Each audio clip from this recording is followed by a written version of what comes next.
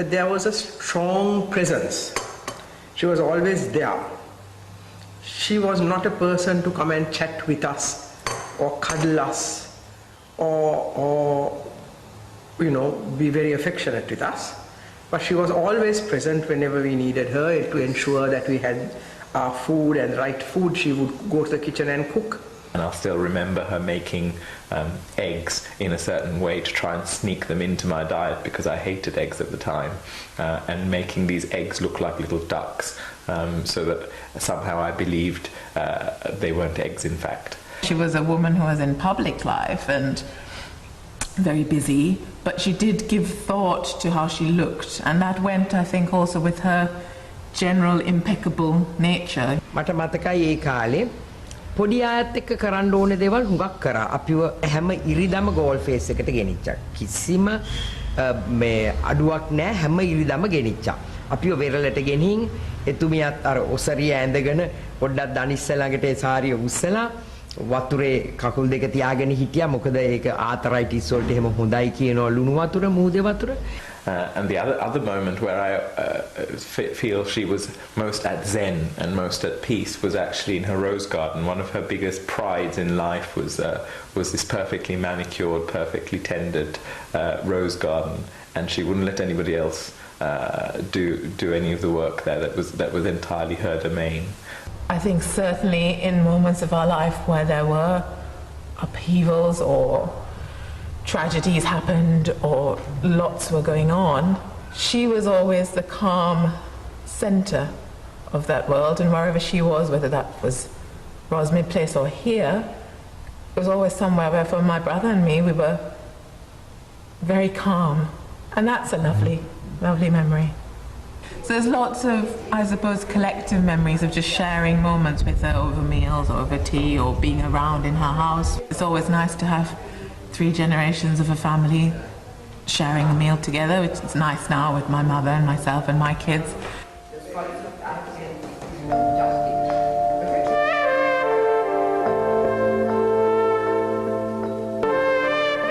අපේ අම්මා ඉපදුනේ රදල පවුලකට, උඩරට සබරගමුවේ රදල පවුලකට, මහවලතැන්නේ පළව්වේ 1916 ලංකාව තවම බ්‍රිතාන්‍යයේ යටත් විජිතයක්.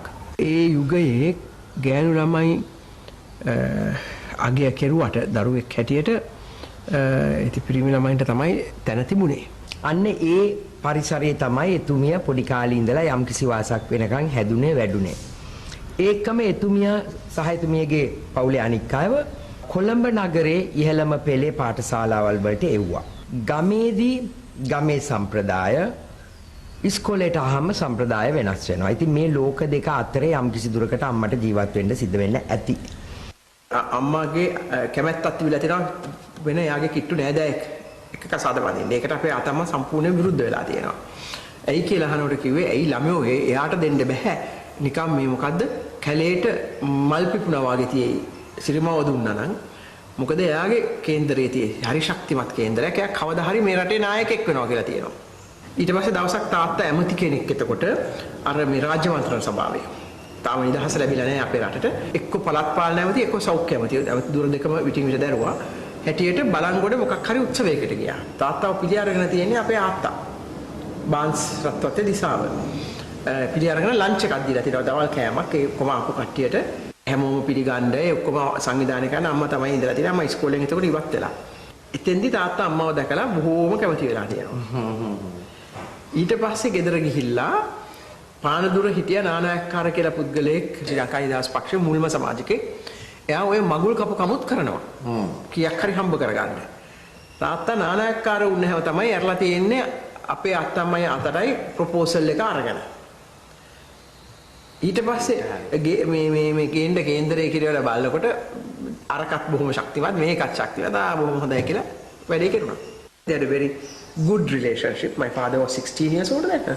17. 1916, 1899. I was 17. 17 years older than her. And it was a very respectful relationship. මගේ පළවෙනි කසාදේ කැඩිච්ච වෙලාවේ එතුමිය මට කිව්වා එයා පැනලා මගේ පැත්ත ගත්තේ නැහැ. බොහෝ අම්මලා කරන්නේ ඒකනේ. ඔක්කොම දෝෂේ පවරනවා අනික් එක්කෙනාට. සුනේත්‍රා ඔයත් එක්ක ජීවත් වෙන්න ලේසි නෑ. ඔයා ලේසි පුද්ගලයෙක් නෙවෙයි කියලා කිව්වා. එතුමිය කසාද බැඳලා ජීවත් වෙන කාලේ එතුමියට යම් ගැටලු අපේ තාත්තත් එක්ක සුළු ගැටලු මහලු තිබුණා. ඉතින් එතුමිය කියන්න හැදුවේ මට ඕවා ප්‍රශ්න කරගෙන කසාදයක් හදන්න තරම් දෙයක්ද? කොයි කසාදෙත් ඕවා තියෙනවා කියලා. අන්න එතකොට පොඩි දොරක් කියලා කියන්නේ මම පොඩි ජනේලයක් විවෘත කරා එතුමිය. මට පෙන්නලා දෙන්න එතුමියගේ ජීවිතෙත් කසාද ජීවිතේ යම් මතභේද පොඩි දේවල් ගැන තිබුණා කියලා. හැබැයි දෙන්න කොහොම හරි ඒව පැත්තකට දාගෙන ඉදිරියට ගියා. ලාංකික ජනතාව සාඩම්බරෙන් උදම් වෙද්දී බණ්ඩාරනායක මහතා ලෝක සාමයේ ඒකායන මාර්ගය එක්සත් ජාතීන් හමුවේ විස්තර කළේය. සදාකාලික ලෝක සාමය සඳහා සිය දේශපාලන ජීවිතය කැප කළ ජාතික නායකයා. I am the eldest, so one could say the first child always gets favored. One could then say much awaited son arrived, that one got favored. Certainly I would say that my father favored the son. There was no doubt whatever about that. But where my mother was concerned, I won't say that she made a difference between me, my sister and my brother in any way that struck me or hurt me or upset me, or if she favored me, made me feel happy. I didn't get that feeling. I agree with you, but quite definitely she favored the son. She didn't show it. She tried hard not to show it, but there were moments I saw it. The bane of her life was her second daughter always being late to school. Indeed. And Bane the of my life as well. older one very punctual like my mother. And she used to always call me saying, "You're just like your father, always late." And I used to run to the car taking my shoes and my tie, school tie, and I used to be putting this in the car. And that I don't think she was ever able to change.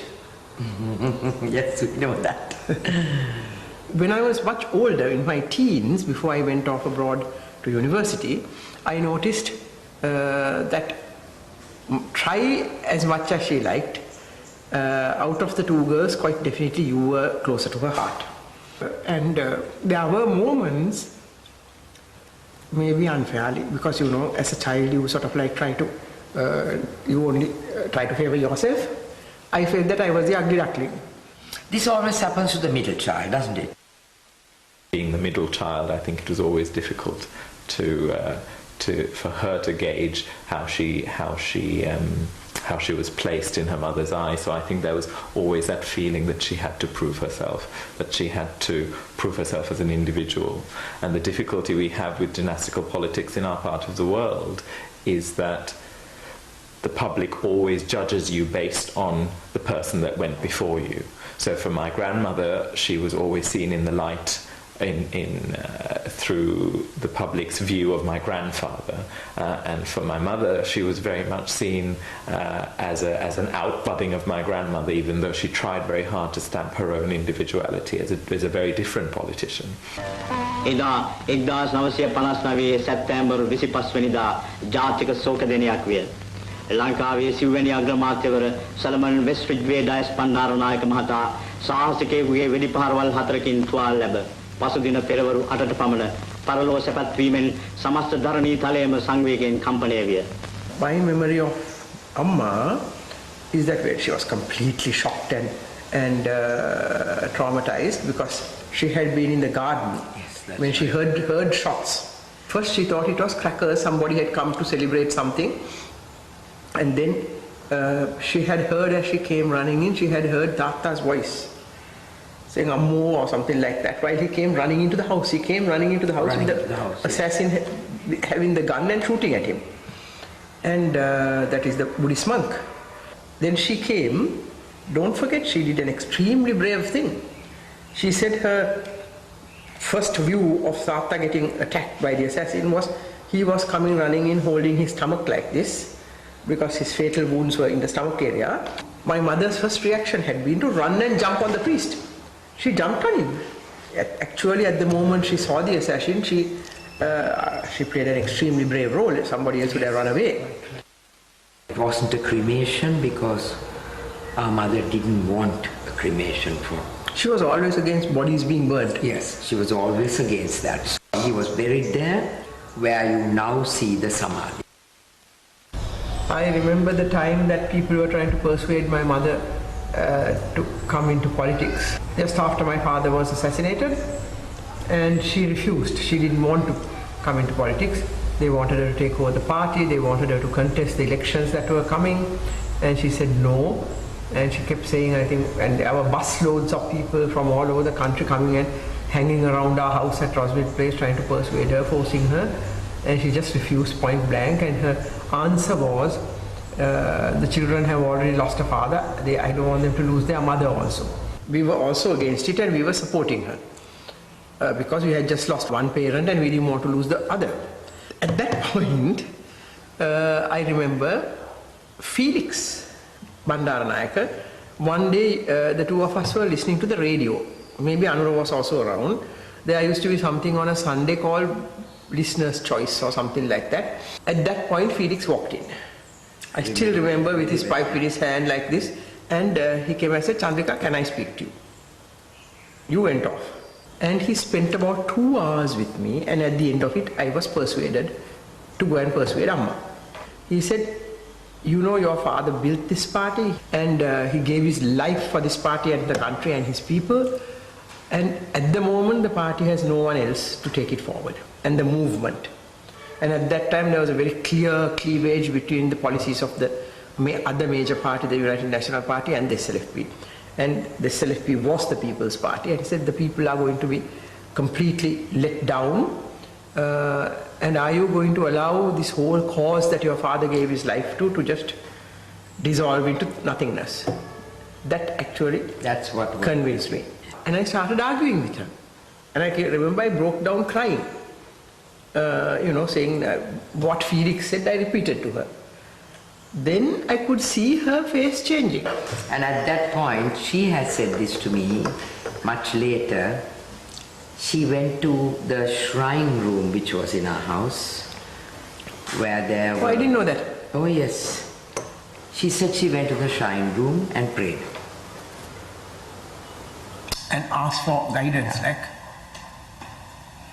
Asked for guidance from Buddha, from the gods. She was a very religious person. When she was praying in there, and came straight from her heart, obviously, somehow she felt, yes, I have to do this. I will be persuaded and I will take over the leadership. ඒ මූණ දීපු අලුත්ම තත්ත්වයට කොයි විදියටද එතුමිය මූණ දුන්නේ? පළමුවෙන්ම මට පේන්නේ අපිට අම්මා කෙනෙක් නැති වුණා. හරියට. ඒකෙන් අපි තුන්දෙනාම විවිධාකාරයෙන් දුක් විඳා. අවාසනාවකට වෙන අපේ මල්ලි තමයි වැඩියම ඒකෙන් දුක් විඳේ. පිරිමියෙක් හැටියට එකක් අනිත් එක අපේ පවුලේ මං හිතන්නේ ගෑනු අය පිරිමින්ට වැඩිය පැහැදිලිවම ශක්තිමත්. In our part of the world, man is number one, woman fits in God knows where, somewhere down there. But in our families, we have been strong, and there has been no opposition in any way on the part of the men in our lives or in our family to that. I think everyone's strong, but what's interesting is everyone's very different. I think that strength is the common thread. I think we're all... Yes, you're right. And not just strong, I think the women in our family and even the wider family are corpers.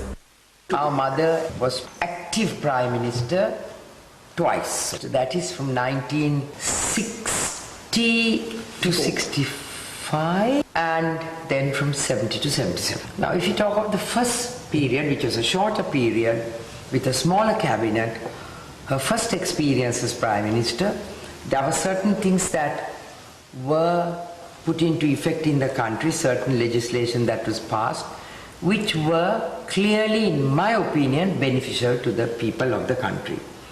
If I am to pick the crucial key ones, one would be nationalization of oil. Until then, all the oil we got was from Shell Company from America. My mother and her cabinet took a decision to move away from it at great cost. And America shut the doors on us, stopped giving us aid. It was a very powerful company then. The government of our country needed to have the major pivots of the economy controlled by the country. Then the other thing was the insurance Sri Lanka Insurance Corporation was created. Yes, Sri Lanka Insurance Corporation was created to enable our people to take out insurances on very easy terms. Nationalized Kotalawala's private insurance company, that's the takeoff. Yeah, correct. And I must say both things were handled by T.V. Langaratne. Yes. Very bravely. He had a vision. And finally the Shell company as well as the Americans quietly and the Kotalawalas poured in loads of money to defeat Ilangaratne in his home electorate. I see. And he lost the election in 1964. The other thing that springs to my mind is the setting up of the People's Bank.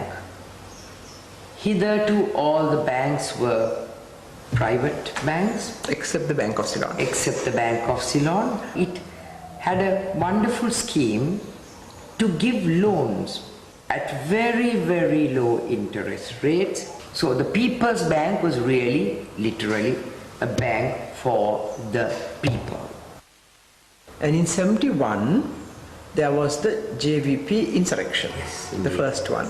We used to read in the newspapers in Paris and in London horror stories of how young men's bodies were floating, hundreds of them were floating on the rivers. Or they used to be lined up and shot by the police. So we used to be very, very upset and angry with the government, which was my mother's government. ඔයයි මම එකතු වෙලා අපි කණ්ඩායමක් එකතු වෙලා වාම කණ්ඩායමක් අපි ලියුම් ලිව්වාමට මම පත්තරයකට එව්වා. එහෙ ඉන්න ජොන් පෝල් සහ සිමෝන් ද බර්ග් වගේ අසං අරගෙන මේ තරුණයන්ට මනුස්ස කමින් සලකන්න කියලා අම්මා එකට බොහොම තරහින් හිටියා. මාත් එක්ක AVP එක එදා අම්මවත් මරන්න ප්ලෑන් එක තිබුණේ. අනිවාර්යයෙන්. රොස්වික් ප්ලේස් එකේ ගෙදරට ඇවිල්ලා කඩාගෙන ඇවිල්ලා ගේට්ටු කඩාගෙන ඇවිල්ලා මරන්න ඒ ඔක්කොම එළි වුණා. නමුත් ඒ ඔක්කොම තියෙද්දි මවක් හැටියට එතුමිය තීන්දුව